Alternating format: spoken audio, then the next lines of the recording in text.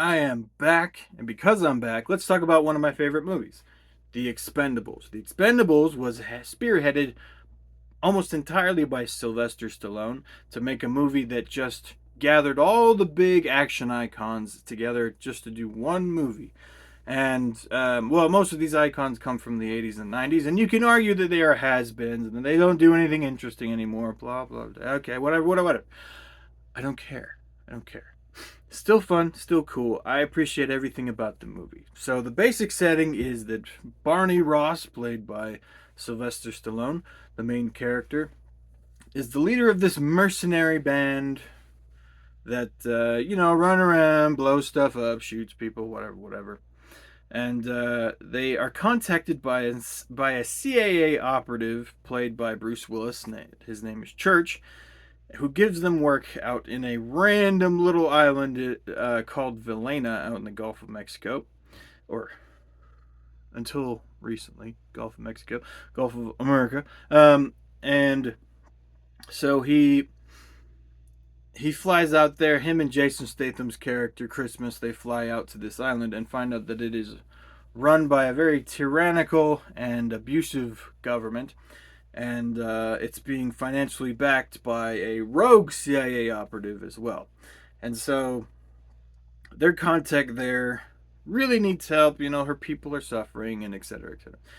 And one of the reasons I really like this movie is because they do actually put a little bit of emotion on it, a little bit of meaning on it. So this is addressing the private contract types who are ex-military or ex-whatever, who just go around and usually they're on protection details, but it's these military types who don't really have families, don't really have anything important to do. They just go blow stuff up and shoot stuff for money.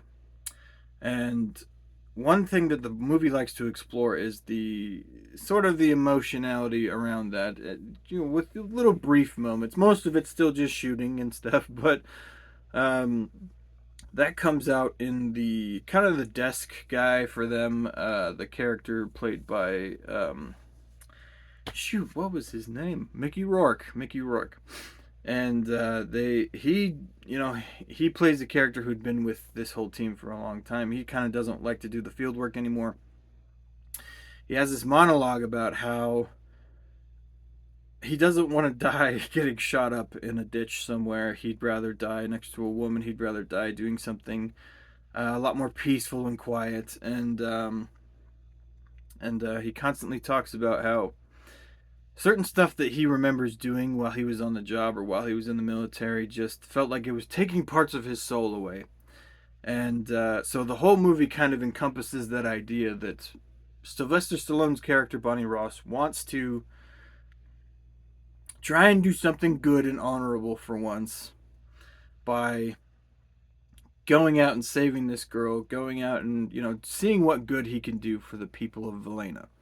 And because they're all bros, and this is a very bro movie, very, very muscle testosterone filled movie, they all jump in on it. They're not really sure they're going to get paid anymore or not, but they want to go in and do the same thing. And so this is full of big action actors like Jet Li, Randy Couture. He actually an ex MMA fighter, but it's got Steve Austin, it's got Dolph Lundgren, it's got Terry Crews. It's packed with muscle, testosterone, power, like all the things you love and appreciate about action movies. It's right there in front of you, and the action, speaks for itself. There are car chases, there are big explosions, there are tactical excursions, all kinds of cool stuff in this movie.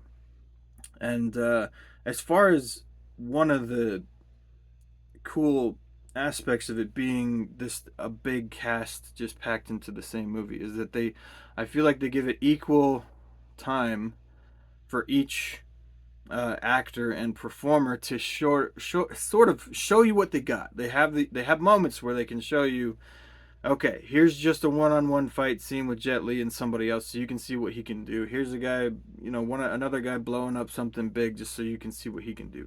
There's an equal disbursement of talent and showtime for everybody, and I appreciate that very much. Everyone has a very individual personality and something different that they bring to the table, and they give you time to see it.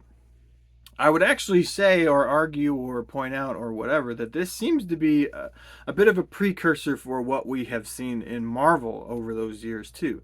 The way that the Avengers kind of emerged, and they sort of presented the same idea. I wouldn't say they're cheating directly off of Expendables, but it is interesting that you don't really see that a lot in movies until they start getting to the superhero movies. Now they do it all the time. You just see how many big name guys you can pack all into the same thing constantly. When Expendables was made, the first movie was made, they didn't really do that. And so I very much appreciate this movie. I very much appreciate Sylvester Stallone for making it cool, making it very explodey, and I would definitely recommend it to people who love action and who get a kick out of action. Um, yeah, one of my favorites.